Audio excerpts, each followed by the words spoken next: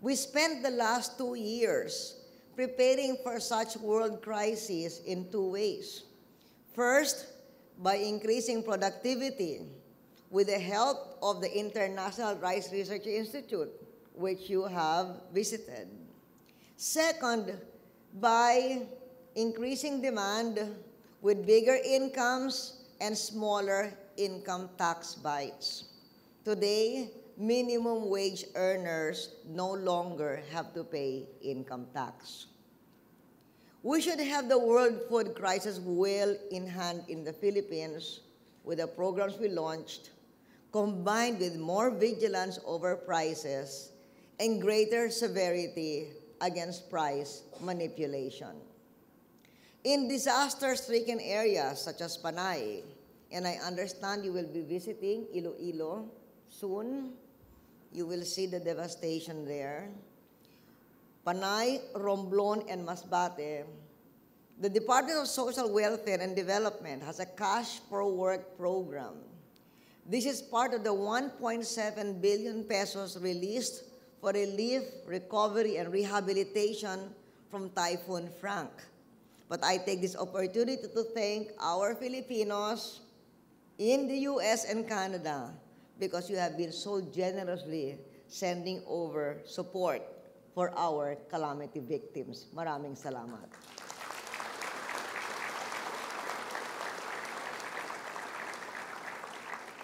We are clustering the programs of DSWD, Department of Health, GSIS, SSS, and other anti-poverty agencies into a national social welfare program to shield the poorest from these ongoing global-wide developments.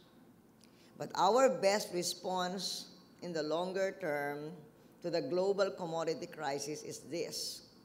What is lost in rising costs of commodity imports, like oil and rice, must be offset by increasing volumes and hopefully increasing prices of commodity exports, whether hard commodities like primary products or soft ones like tourism, whereas Secretary Romulo said our tourism is going to be 3.5 million this year, 5 million hopefully by 2010.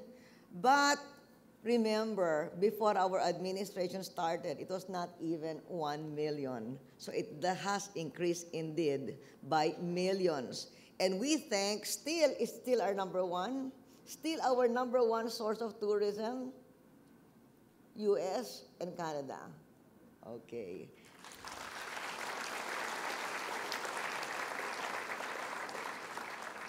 Another source of soft commodity exports to earn us the dollars to buy petroleum and food is the business process outsourcing, where we rank second only to Bangalore.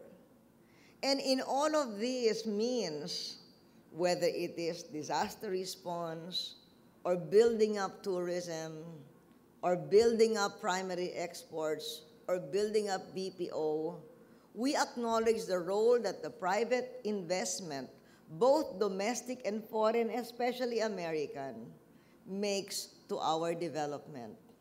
Filipino and foreign businessmen, and especially PhilAms and PhilCanadians, are an important part of the Philippine economic success story. Maraming salamat din sa inyong lahat.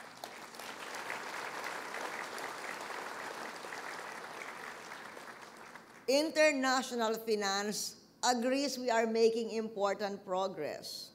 International credit rating agencies like Moody's, Standard & Poor, and Fitch have kept their positive or stable outlook on the country. A couple of years ago, we tasked Secretary Peter Fabila to head our Competitiveness Council, and we are happy that the World Competitiveness Yearbook, the latest edition, shows a remarkable improvement of 5 notches in the rating of the Philippines.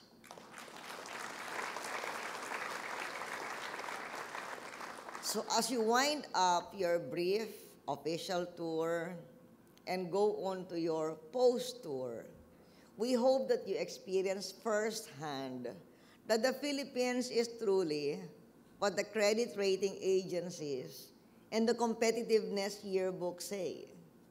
And we count on you to spread the good news about the Philippines to your loved ones and our other kababayans and friends in the United States and Canada.